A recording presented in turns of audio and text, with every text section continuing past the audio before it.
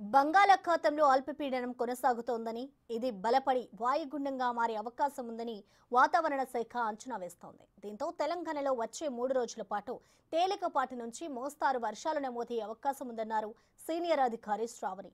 తెలంగాణలో జులై నెలలో సమృద్ధిగా వర్షాలు కురిశాయని వాతావరణ శాఖ తెలిపింది. ఈ నెలలో కూడా అదే జోరు ఉంటుందని అంచనాలు వేస్తున్నారు. పూర్తి వివరాలు మా ప్రతినిధి అంజుమా అందిస్తారు.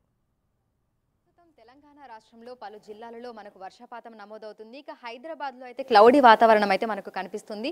రానున్న రోజుల్లో పరిస్థితి ఏ విధంగా ఉండొచ్చు, జూలై నెలలో వర్షపాతం ఏ విధంగా నమోదైంది, ఇక ఆగస్టులో పరిస్థితి ఏ విధంగా ఉంటుంది ఏంటి అనేది తెలుసుకునే ప్రయత్నం చేద్దాము. ప్రస్తుతం మనం బేగంపేటలో ఉన్నటువంటి వాతావరణ శాఖ కేంద్రంలో ఉన్నాము. మనతో పాటు సీనియర్ అధికారి శ్రావణి గారు ఉన్నారు. మిగతా విషయాలను ఆవిడ మాటల్లోనే అడిగి తెలుసుకుందాం. నమస్తే మ్యామ్. మ్యామ్, మనకి హైదరాబాద్లో చూసుకుంటే అడపా తడపా తప్ప మనకి రీసెంట్ టైమ్స్లో ఎక్కువగా వర్షపాతం నమోదు కాలేదు. ఇక తెలంగాణలో పలు జిల్లాలలో అయితే మనకు వర్షాలు కురుస్తున్నాయి. రానున్న రోజుల్లో పరిస్థితి ఏ విధంగా ఉండొచ్చు అంటారు? ప్రస్తుతానికి చూసుకున్నట్లయితే మనకి గ్యాంజెటిక్ వెస్ట్ బెంగాల్ మరియు జార్ఖండ్ మీదుగా ఒక ఉపరితల ఆవర్తనం ఏర్పడింది. ఈ ఉపరితల ఆవర్తనం మనకి దాదాపుగా గత 12 గంటల్లో చూసుకున్నట్లయితే ఉపరితల ఆవర్తనం నుంచి అల్పపీడనంగా మారింది. మనకి మరియు 12 గంటల మనకి ఇది ప్రభావం కొద్ది తక్కువగానే ఉంటుంది. దాదాపుగా ఉత్తర ఈశాన్య తెలంగాణ జిల్లాల మీద దీని ప్రభావం అధికంగా ఉంటుంది. దీని ప్రభావం ముఖ్యంగా మనకి ఈ జార్ఖండ్, ఛత్తీస్గఢ్, విదర్భ పరిసర ప్రాంతాల్లో ఎక్కువగా ఉండే అవకాశం అయితే కనిపిస్తుంది. ప్రస్తుతం చూసుకున్నట్లయితే ఈ వారం రోజులు కూడా ఈ ఉపరితల ఆవర్తనము మరియు అలాగే ఈ లో ప్రెషర్ అల్పపీడన ప్రభావం వల్ల ఉత్తర ఈశాన్య తెలంగాణ జిల్లాల్లోని చాలా చోట్ల మనకి మోస్తరు వర్షం నుంచి 1-2 చోట్ల భారీ వర్షపాతం కూడా నమోదయ్యే అవకాశం కూడా కనిపిస్తుంది. తెలంగాణ రాష్ట్రంలో ఏ జిల్లాలకు ఈ 2-3 రోజులలో చూసుకుంటే ఎల్లో అలర్ట్స్ ఇవ్వడం జరిగింది? ఎక్కడెక్కడ మనకు ఉరుములు, మెరుపులు, అదేవిధంగా ఈదురుగాలులతో కూడినటువంటి వర్షాలు ఎక్కడైనా ఉండే అవకాశం ఉందంటారు? రాష్ట్రం మొత్తం మీదుగా అక్కడక్కడ ఉరుములు, మెరుపులతో కూడిన వర్షపాతం నమోదయ్యే అవకాశం ఉంది. ఉత్తర ఈశాన్య తెలంగాణ జిల్లాల్లోని కొద్దిగా దీని ప్రభావం ఎక్కువగా ఉన్నది కాబట్టి మనకి భద్రాద్రి కొత్తగూడెం, ములుగు, భూపాలపల్లి, అలాగే నిర్మల్, నిజామాబాద్ ఈ పరిసర ప్రాంతాల్లో మనకి ఒక మోస్తరు వర్షపాతం నమోదయ్యే అవకాశం కూడా కనిపిస్తుంది అనమాట. ఇక హైదరాబాద్లో చూసుకుంటే పరిస్థితి ఏ విధంగా ఉండొచ్చు మ్యామ్? అంటే మనకు మామూలుగా సాధారణంగా జూలై నెలలో వర్షపాతం ఏ విధంగా ఉంటుంది, ఆగస్టులో ఎలా ఉంటుంది, ఈసారి ఏ విధంగా ఉంది? మనకి మొత్తం చూసుకున్నట్లయితే జూన్ నెలలో మొదట్లో కొద్దిగా వర్షపాతం అనేది ఉంటుంది, ఆన్సెట్ ఫేజ్. తర్వాత నుంచి మనకి జూలైలో principal rain month, July, August అనేవి. సెప్టెంబర్లో రిట్రీవల్ ఫేజ్ ఉంటుంది. జూలై, ఆగస్టులో మనకి వర్షపాతం ఈసారి అనుకున్నట్లుగానే నమోదైంది. జూలై మొదటి వారంలోని కొద్దిగా నమోదైనప్పటికీ 3వ, 4వ వారంలోని మనకి అల్పపీడనాలు ఏర్పడడం వల్ల మొత్తం రాష్ట్రం మొత్తం మీదుగా విస్తారంగా వర్షాలు కురవడం అయితే జరిగింది. జూలై వరకు చూసుకున్నట్లయితే ఇప్పటి వరకు చూసుకున్నట్లయితే రాష్ట్రం మొత్తం మీదుగా 26% తోటి అంటే ఎక్సెస్లోనే ఉందని చెప్పొచ్చు. కానీ కొన్ని జిల్లాలు ముఖ్యంగా రంగారెడ్డి, సంగారెడ్డి, అదేవిధంగా హైదరాబాద్ ఇవన్నీ సాధారణ స్థితి ఉన్నప్పటికీ కొద్దిగా నెగిటివ్లో ఉన్నాయన్నమాట.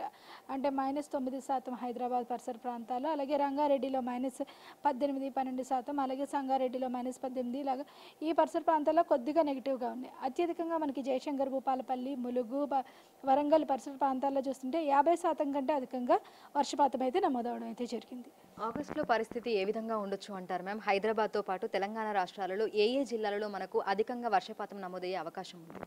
ఆగస్టు మొదటి వారం అంటే ఈ 4 రోజులు కూడా కొద్దిగా మోస్తరు వర్షపాతం నమోదయ్యే అవకాశం, తర్వాత 6-7 నుంచి మరింత మరొక ఉపరితల ఆవర్తనం ఏర్పడే అవకాశం ఉన్నందున 2వ వారం నుంచి 2-3 వారాలు కూడా సమృద్ధిగా వర్షాలు కురిసే అవకాశం ఉంది. ఆగస్టు కూడా సాధారణం కంటే కొంచెం అధికంగా నమోదయ్యే అవకాశం అనేది కనిపిస్తుంది. సో ఒక్కసారి మీరు మాకు ఎక్స్ప్లెయిన్ చేయగలుగుతారా? అంటే ప్రస్తుతం బంగాళాఖాతంలో పరిస్థితి ఏ విధంగా ఉంది, మనకు ఉపరితల ఆవర్తనం అనేది ఎట్లా ఉంది, దాని ప్రభావం మనకు ఏ జిల్లాల మీద, ముఖ్యంగా ఏ రాష్ట్రాల మీద కూడా మనకు కనిపిస్తుంది?